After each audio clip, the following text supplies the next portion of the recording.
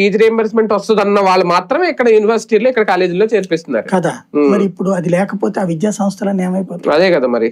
ఇక్కడ సమస్య ఏంటంటే విద్యా సంస్థల్లో అత్యధికంగా వీళ్ళే ఉన్నారు.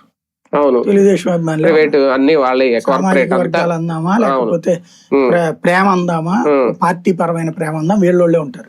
హాస్పిటల్ వాళ్ళు వీళ్ళే ఉంటారు. అవును, వాస్తవంగా మొన్నటిసారి లేటుగా ఇచ్చాడు తప్ప ఏమి వాళ్ళకి ఆగల. పథకాలన్నీ సక్సెస్ఫుల్ గానే ఉన్నాయి. అయినా సరే ఆ లేటుగా ఇవ్వడం మూలంగా జగన్ పరిపాలన చేతకాని అసమర్థుడని తమ దగ్గరకు వచ్చిన పేషెంట్లకు చెప్పిన వాళ్ళు డాక్టర్లు, హాస్పిటల్ డాక్టర్లు, తమ దగ్గరకు వచ్చినటువంటి ఫీజు రియంబర్స్మెంట్ స్టూడెంట్స్ తల్లిదండ్రులకు చెప్పిన వాళ్ళు వీడు మళ్ళీ వస్తే మీకు కాదు అని చెప్పి పరీక్షల ముందు, మొన్న ఎన్నికలనే పరీక్షల ముందు జగన్ ని తప్పించడంలో వీళ్ళందరూ కీలక పాత్ర పోషించారు. వచ్చిన ప్రతి తల్లిదండ్రికి కూడా ఆడి పాలన అట్టగే చేస్తామ్మా, మేమేం చేయాలి అని చెప్పించుకొచ్చారు.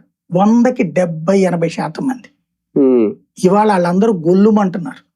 మనోడు వస్తే 1కి 100 రూపాయలకి 150 ఇస్తాడు అనుకుంటే 100కి 10 పైసలు కూడా ఇవ్వకుండా.